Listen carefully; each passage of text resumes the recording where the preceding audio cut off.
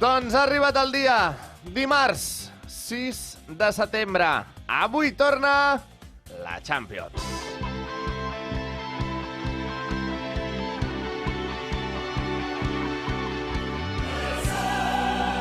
A partir de 3:15 de la tarda, la pilota tornarà a rodar a la màxima competició europea amb dos partits. El Dinamo de Zagreb-Chelsea del grup E i el Borussia Dortmund-Copenhague del grup G. Més tard, a partir de les 9 de la nit, serà el torn pel Benfica-Maccabi Haifa, Sevilla-Manchester City, Red Bull-Salzburg-Milan, PSG-Juventus, Red Bull Leipzig-Shakhtar Donetsk i sí, també serà torn pel Celtic-Real Madrid. Els blancs comencen el camí cap a la quinzena.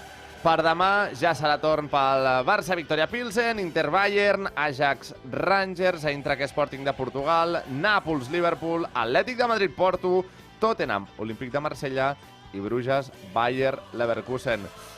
Quins dels partits d'avui, dimarts, teniu més ganes de veure, Anil, per exemple? Per cartell hauria de ser el PSG-Juve. No? Molt bon partit, amb retrobaments com Di Maria o Leandro Paredes, també.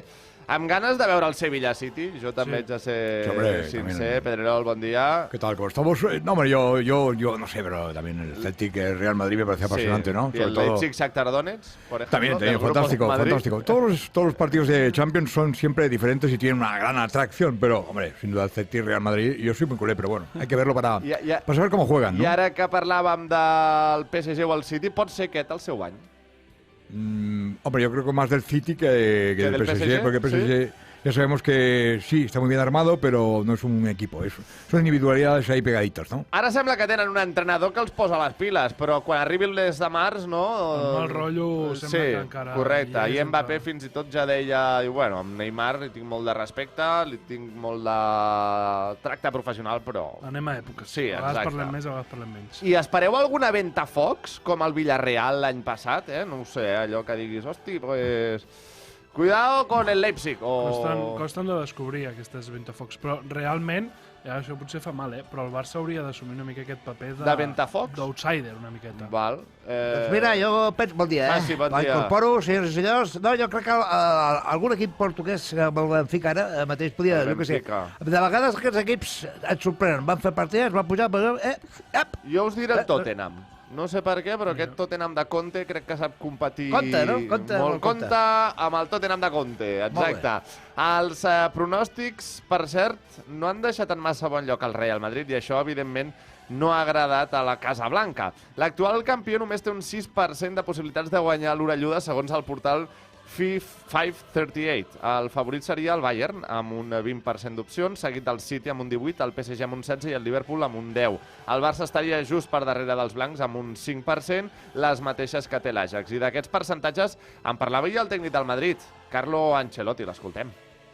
No, no me sorprende, lo veo como un buen señal, porque yo creo que el año pasado teníamos aún menos posibilidad en la estadística, este año hemos mejorado, tenemos un poco más, yo creo que va a pasar lo que has pasado el año pasado, vamos a competir hasta el final, ojalá podamos competir en la final.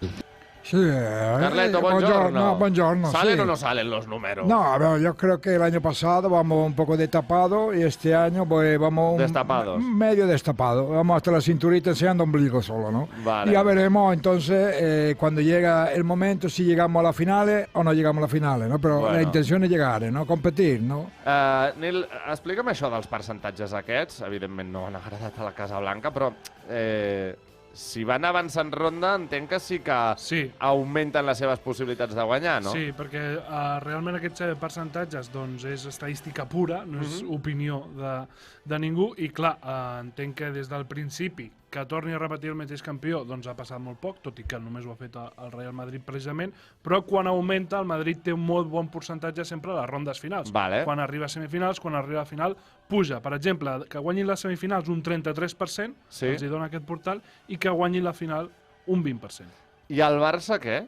El Barça doncs, li costa molt més. De fet, ja li fiquen problemes fins i tot per la fase de grups. Per passar a fase de grups li donen un 25% de ser primer de grup, un 44% segon de grup, que seria l'opció més clara, i quedar-se fora doncs, 28% a Europa League. Bueno, bé. I quin equip té més possibilitats de ser primer de grup? El PSG. Val. Perquè és fàcil, i precisament perquè té un grup assequible i pel talent, lògicament, de l'equip, 78% d'opcions de passar com a primer, no de passar, de passar com a primer. Com a primer de grup, eh? Bueno, pero que vaya con cuidado con la lluvia porque los equipos italianos nunca se arman bien atrás y entonces le va a ser difícil la penetración, ¿no? Bé, finalment també heu de saber que a raó del Mundial aquesta fase de grup serà la més breu de la història. Comença avui i acaba el proper 2 de novembre. 6 partits de Champions en 2 mesos. El calendari, sincerament, fa por.